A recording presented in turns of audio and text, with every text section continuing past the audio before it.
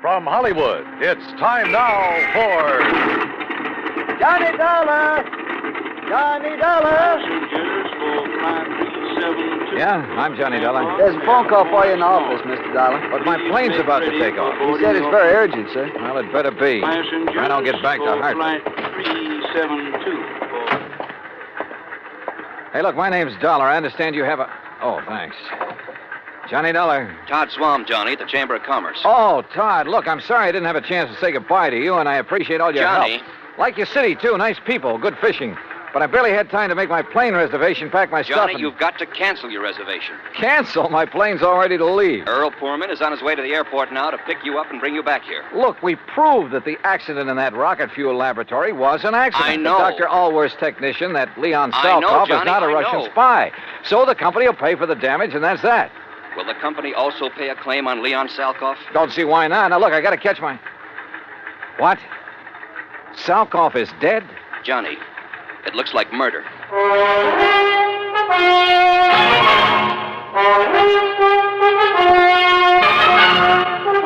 Bob Bailey in the exciting adventures of the man with the action-packed expense account. America's fabulous freelance insurance investigator. Yours truly, Johnny Dollar. And now, Act One of yours truly, Johnny Dollar.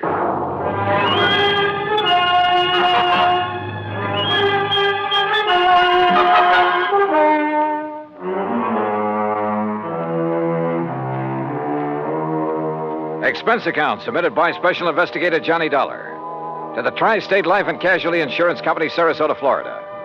Following is an account of expenses incurred during my investigation of the Salkoff sequel matter.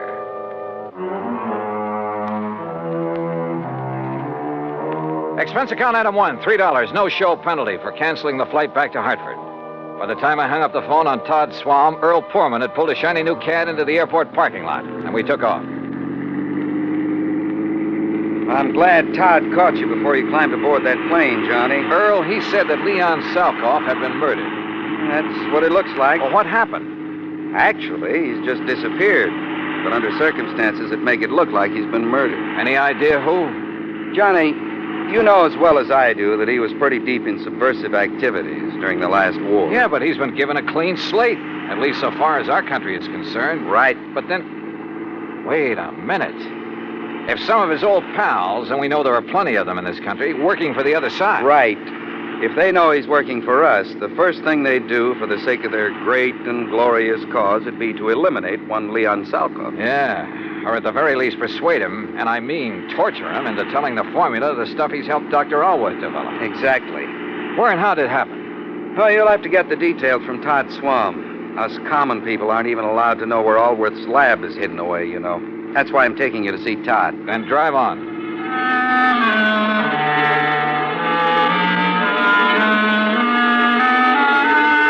Todd was waiting for us at the Chamber of Commerce building. He thanked Earl for dragging me in from the airport. Earl left, then Todd and I walked out to his car. Here, Johnny, use my car. You know where to go. Out to the lab? Yes. You still haven't told me what happened to Leon Salkoff. Because I don't know exactly. Dr. Allworth called me from the nearest phone down there, told me Salkoff is gone and that he's sure he was murdered. Have you dragged the police in on this? No, but I telephoned the FBI in Washington. They've promised to send a man. Well, do they know I'm here? They might not want any interference. Well, I told them about your investigation down there at the lab, and they said to give you a free hand. All right, good. Well, I better get going. Johnny, let me know what you find out.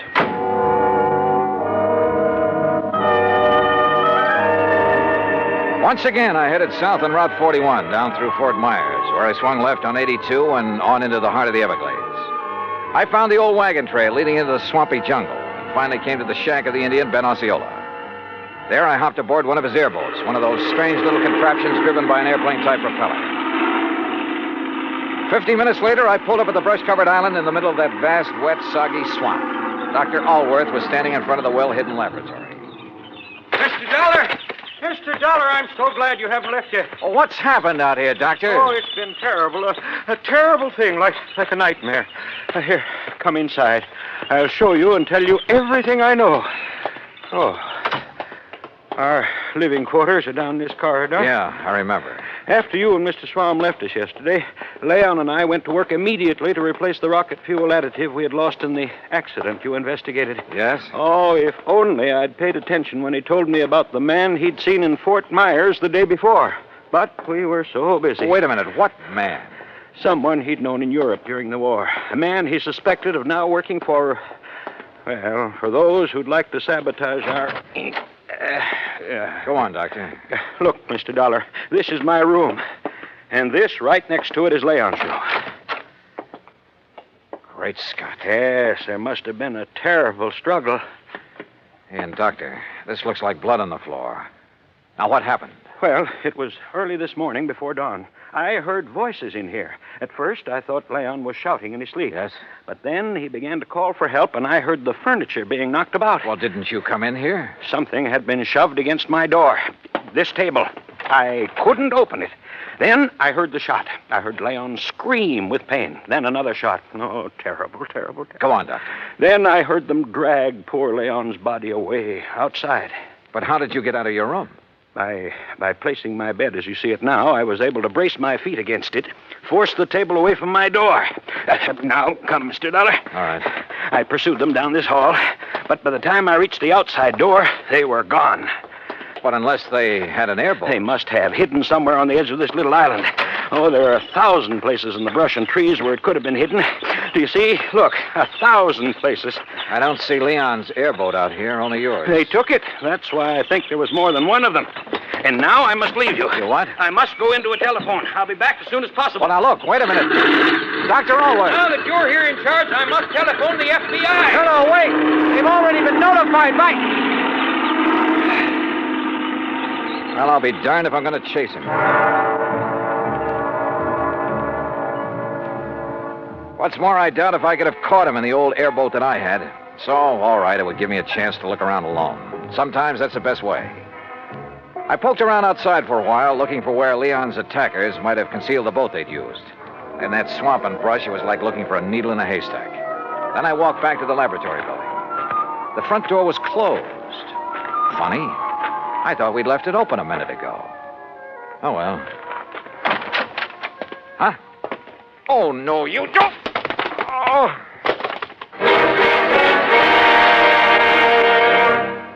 Act Two of yours truly, Johnny Dollar, in a moment. And now, Act Two of yours truly, Johnny Dollar, and the Salkoff sequel matter. I don't know how long I was out after the attack on me at the hidden laboratory in the Everglades. But when I came to, I was lying in Alwa's bed. Across the room at a desk sat a well-dressed man going through files of papers and folders. I played possum because I wanted time to think. If Leon Salkoff had been murdered by subversives, then this man must be one of them. But how had he got here without Alworth knowing? Or did Alworth know? After all, now that I had time to think about it, his explanation of what had happened to Salkoff had been pretty glib. And the doctor's sudden departure a while ago to phone the FBI, he'd said. Didn't he know that Todd Swam had called him? In any event, he'd run off to leave me alone like a sitting duck. Who was the man sitting here? And why hadn't he killed me when he had the chance? I rolled over and groaned. My head felt like it was split down the middle. Oh. Well, Mr. Dollar, you finally come around. Yeah, I guess so. Oh, brother. We were quite concerned about you. We... I'm terribly sorry about what we did to you, but until we frisked you and discovered your identity... Who are you? Walter Brenman, FBI. Oh. When we found you prowling around, we thought you might be one of the people we hoped to trap here. The killer of Leon Salkoff? Salkoff is not dead, Mr. Dollar. What? Have you forgotten a case here in Florida that you handled last year? Parley Barron. Yes, another scientist who apparently disappeared. Actually, we had arranged the whole thing so that his whereabouts would not be known while he continued with his nuclear research. Yeah, I remember. The report of his death and disappearance was to throw off our pals behind the Iron Curtain. Precisely. So now you've done the same thing? Ouch. Again, I'm sorry, Dollar. But we didn't know who you were. We didn't want to take any chances. You say we, Mr. Brenman. My colleague, Mike Crucian, who's in searching the laboratory. Oh, for what? There are two groups. Agents from behind the Iron Curtain who would like to get to Leon Salkoff, either to gain the secrets he's learned in this laboratory or to get rid of him because of his help to this country's defense and missile programs. So if he's reported dead, each will think the other did it and they'll stop chasing him. Exactly. We had to act fast because Leon has already spotted some of his ex-pals, as you call them, in this general area. Does Dr. Allworth know this whole thing was rigged? No, and you mustn't tell him. He's a great scientist, but, well, he might let the cat out of the bag. Stall him, Dollar. Stall for time. Drag out your pretended investigation. It'll delay Allworth bringing in the police, that sort of thing, until we can take care of Salkoff. That is, install him in his new place. Well, maybe I'm a little muddled because of this wallop on the head, but I should think you'd tell everybody you can, to make sure his so-called death is publicized. Make sure these people who are after him will get the word. Don't worry, they know. I'd stake my life on it. And needless to say, if any of them come out here, we'll be ready for them. Oh, Michael, what did you find? Nothing. Not a single song. Oh, see, Mr. Dollar's come too. Yeah, almost. Say, I'm sorry about the way I slugged you, Dollar. Yeah, me too. I'm sure Walter told you why. You find anything in here, Walt? No. I'm afraid we'll have to go back. Oh, Dollar. Yeah? I take it Dr. Allworth is in on one of his usual all-day trips for supplies? Yeah, something like that. We've got to leave you for a while. You have your gun. You know what to do if anyone suspicious comes around. Well, now, look, when the doctor comes back, I'll have to tell him you've been here. Fine, and that we'll be back. Well, yes. We'll be back. Oh, sure, yeah. Well, Dollar, we'll see you later, huh? Now, you rest. You need it. You're not kidding. Come along, Mike.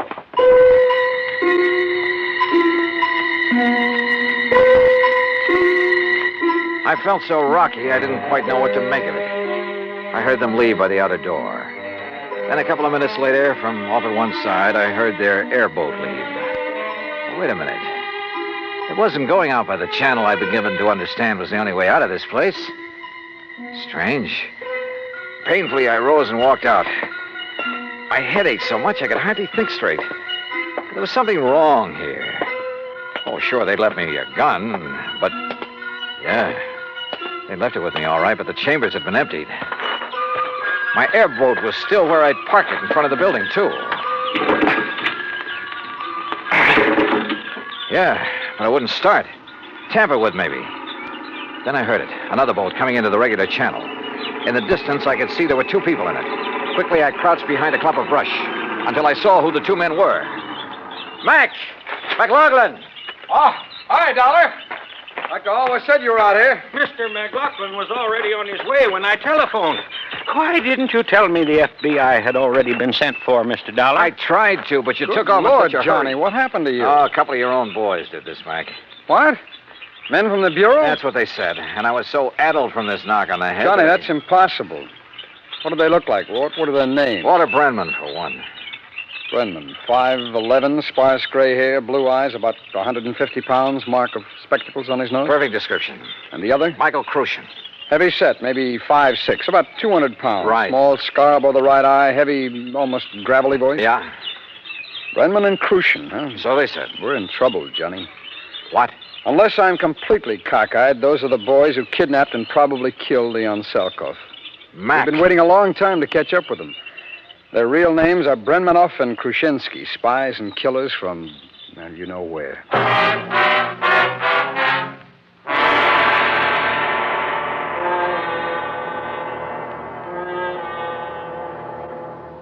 Act 3 of yours truly, Johnny Dollar, in a moment.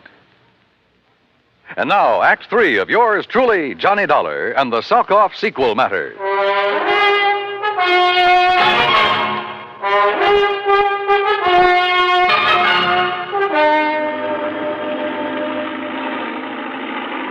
McLaughlin, my old friend of the FBI, gave Dr. Allworth a gun with instructions to lock himself into his lab and shoot on sight anybody who set foot on the island before we got back.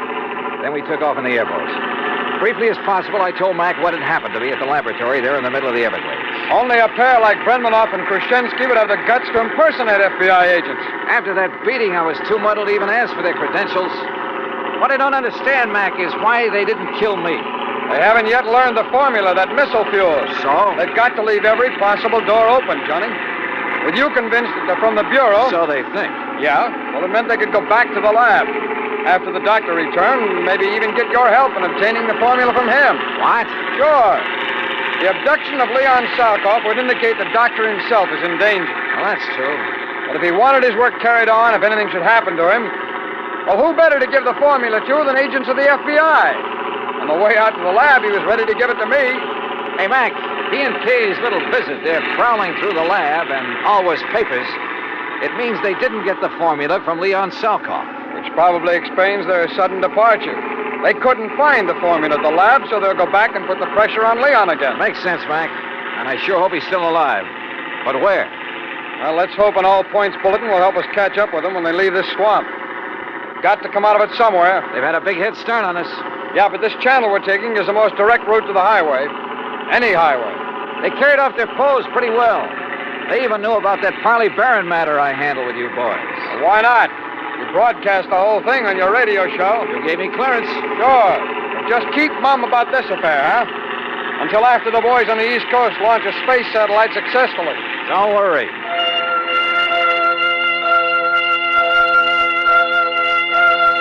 A few minutes later, we pulled up at Ben Osceola's shack at the head of the bayou where we'd left our cars. We use mine, Johnny. It's better equipped than yours for whatever we may run into. I saw what he meant, because in back of the seat was a regular arsenal.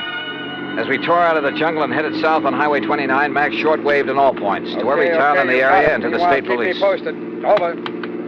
We're heading south, Johnny, because you said that's the way they left the island by airboat. Right, Mac. But with the way those rivers and bayous twist around in the swamp, they could come out anywhere. Well, I know this country pretty well.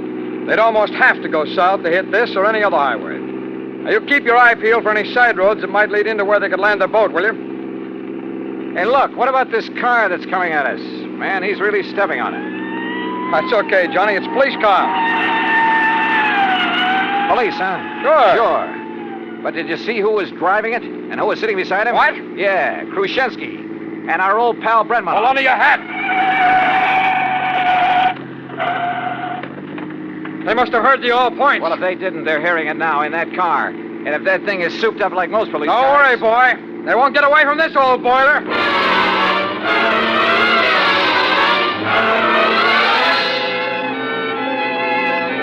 Mac wasn't kidding. How we held the road at over 100 miles an hour, I'll never know. Thanks to the siren on the stolen police car, the road ahead was kept clear. They must have recognized me, though, when we passed. When we finally started to pull up on them, they fired the first shot. I can't weave at this speed, Johnny. Stay down low. I've loaded this gun from the stuff in the back. Watch. Put that lemon squeezer away. Grab the Tommy gun in back of the seat. Right. You got it? I got it. All right, Mac, keep your hands on the wheel. Those boys can really shoot. I told you, the killers. Let them have it. Right. Aim for the tires, Johnny. Aim for the tires. Hold it. Hold it. You've got them. They're going off the road. Mac, if they hit that row of cypress trees, they're gone.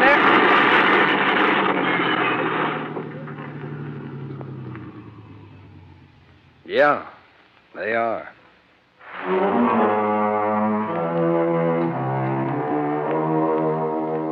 Leon Salkoff?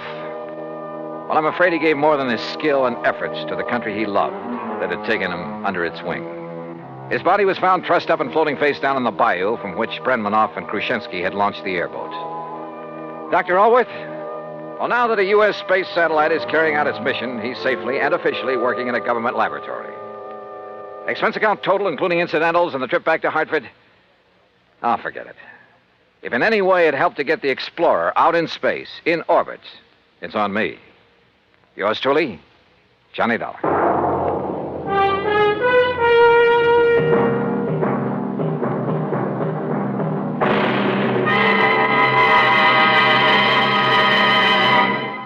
Our star will return in just a moment. Now, here is our star to tell you about next week's story. Next week, a trip to a mining town out near Denver, Colorado. And for me, it's a little too close to the wild, wild west. Join us, won't you? Yours truly, Johnny Dollar.